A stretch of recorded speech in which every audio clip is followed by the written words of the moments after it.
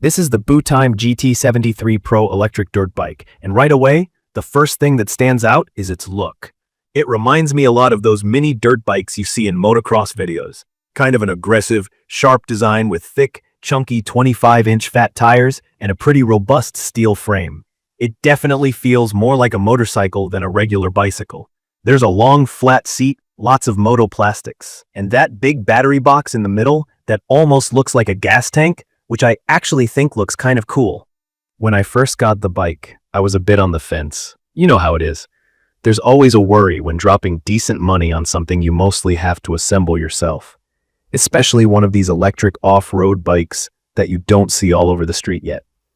But I'd been craving something with more power and better off-road handling, so the GT73 Pro caught my eye. As soon as I got the bike out of the box, what really impressed me was how much of it was already put together.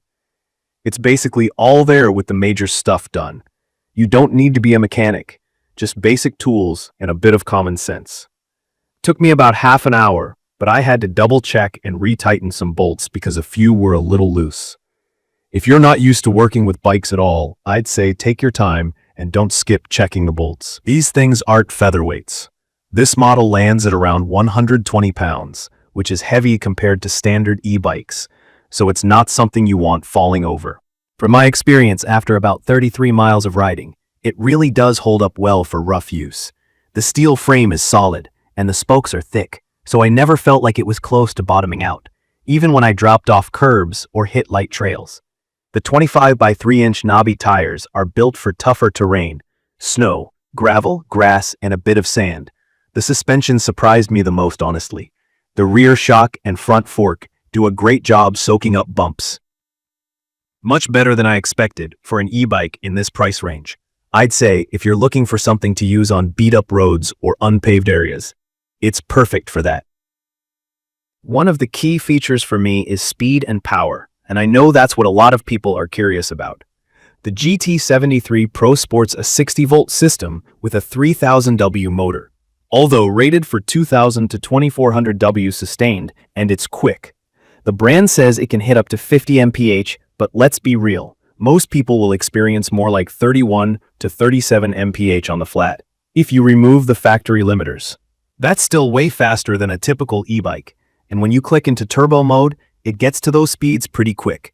If you're newer to e-bikes, just a heads up, this kind of speed is not legal for normal street use in many places, so keep that in mind. Technically, you might need plates or registration, depending on where you live. Now, I'll be honest, the throttle does have a little bit of lag. It's not super jerky, but you do notice it. If you're expecting instant takeoff, it's not quite that. The pedal assist, which basically means the bike gives you motor help while you're pedaling, goes from nothing to nearly full speed, which can feel weird at first. So if you're hoping for a gradual, gentle start from the assist, this isn't really designed for that style. It's made for hitting the throttle hard and moving fast. Speaking of batteries, Bootime gives you 2 removable packs, with each at 60 volts and 18 amp hours, so you get good range. On average, I covered about 33 miles, mostly using the throttle before I dropped to about 60% on both batteries.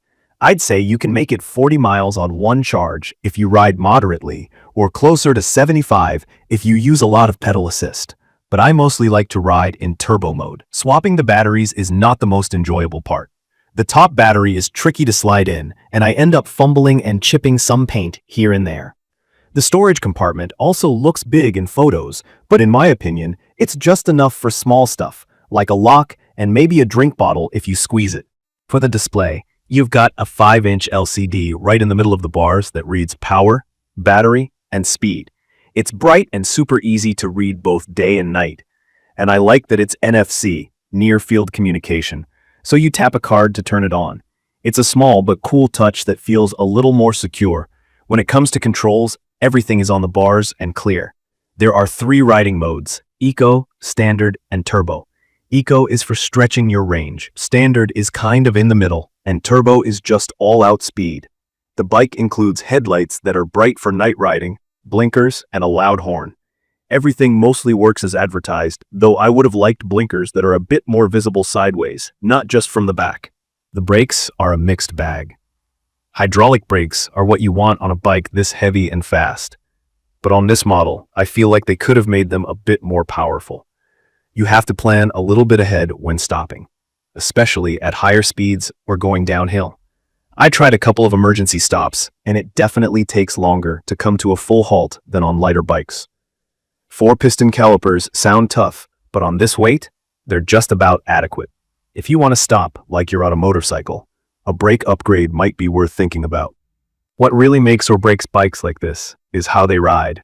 And from my experience, the GT73 Pro handles both rough terrain and streets surprisingly well. The wide handlebars give you solid control, especially when things get bumpy or sketchy, though this does mean tight U-turns or city corners can feel a little awkward. Partly because the turning radius isn't as tight as a regular bicycle. I'm a bit taller, so the higher seat works for me, but I honestly think riders under 5'9" might have trouble flat-footing it at stops, especially since the whole bike sits so high and heavy. Maneuvering it in a small garage or around obstacles is definitely more work.